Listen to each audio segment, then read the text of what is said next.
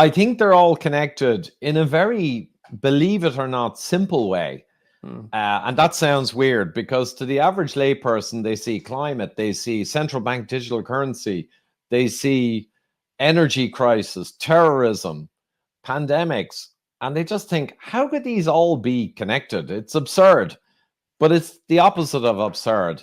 It's simply a program. And the program is, and it was well documented by Rockefeller Brothers Fund and by the Trilateral Commission, Club of Rome, the UN councils, the Agenda 2021 of the UN, and now it's 2030. It's all written. It's carefully couched in language, but it's all written.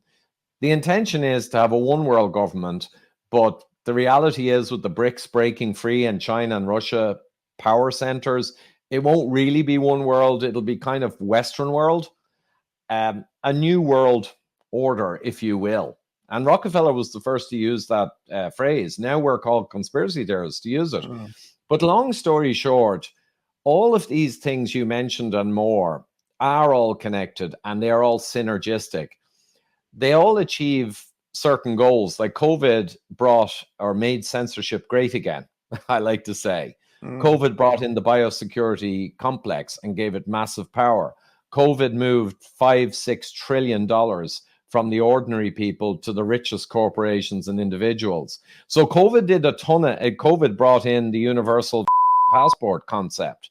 COVID did a lot, but what it also did was weaken society.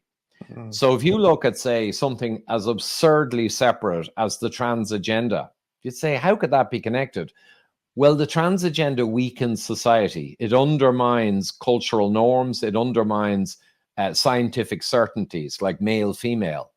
And then if you look at the climate, well, it moves huge money away from the ordinary people and takes away their autonomy and gives it to the corporates and Gates and whoever. So it weakens society. So as you go around the anti-meat agenda, the mass migration is a great one. What's that do? Well, it undermines nationalism, sovereignty. It disturbs and undermines society ultimately, and that's why it's happening everywhere. All of them weaken society.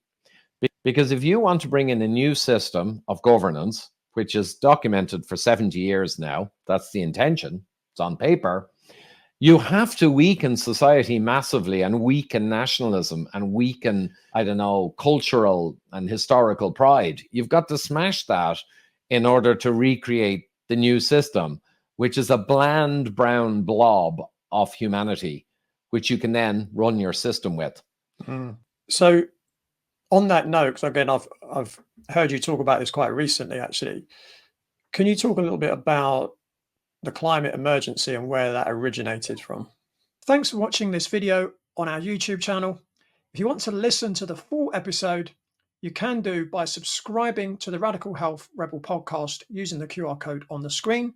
Or if you, like me, you prefer to watch the full episode, you can subscribe to our Substack using the QR code on the screen right now.